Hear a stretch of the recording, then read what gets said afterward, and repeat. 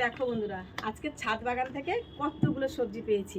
তো বুঝতে পারছো নিশ্চয়ই বন্ধুরা, আমার এই ছোট্ট ছাদ বাগানে রয়েছে কিন্তু আমার অনেক ধরনের গাছ। এই যেমন ফুলের গাছ, যেটা আমার ঠাকুর ঘরের পুজোর জন্য লাগে, যেমন ফলের গাছ, কয়েকটা লেবু গাছ রয়েছে, কামরাঙা গাছ রয়েছে, এছাড়া রয়েছে আমার সবচেয়ে প্রিয় রাজা গাছ, সেটা হচ্ছে কি ড্রাগন ফল গাছ। তো যাই হোক, এরকম কিছু গাছ আমার ছাদ বাগানে রয়েছে। এছাড়া পেয়ারা গাছ রয়েছে, অনেক কিছু গাছ রয়েছে। ছোট্ট ছাদ বাগানে মোটামুটি যা কিছু রাখা যায় সেগুলো রেখেছি। আর এছাড়া রয়েছে কিছু সবজি গাছ, কারণ যে সবজিটা আমার সারা বছর মোটামুটি আমার রান্নাঘরে লাগে। তো ওই জন্য কয়েকটা আমার পছন্দের সবজি গাছও রয়েছে বন্ধুরা। তোমরাও চাইলে তোমাদের ছোট্ট ছাদ বাগানে ফুলের গাছের সাথে কয়েকটা ফলের গাছও রাখতে পারো, সবজি গাছ দুটো একটা লাগাতে পারো। তাতে কিন্তু ছাদের কোনো রকম ক্ষতি হবে না। একটু যত্ন রাখতে হবে, আর ছাদে সবসময় খেয়াল রাখতে হবে যাতে না ছাদটা নোংরা হয় এবং ছাদের জল না জমে, তাহলে কিন্তু ছাদেরও ক্ষতি হবে না। আর এছাড়া কিন্তু মনটাও ভালো থাকবে, নিজে সুস্থ থাকবে। এরকম সুন্দর সুন্দর তাজা সবজি যদি গাছ থেকে তুলে রান্না করে, বুঝতে পারছো বন্ধুরা মনটা কতটা ভালো হয়ে যায়।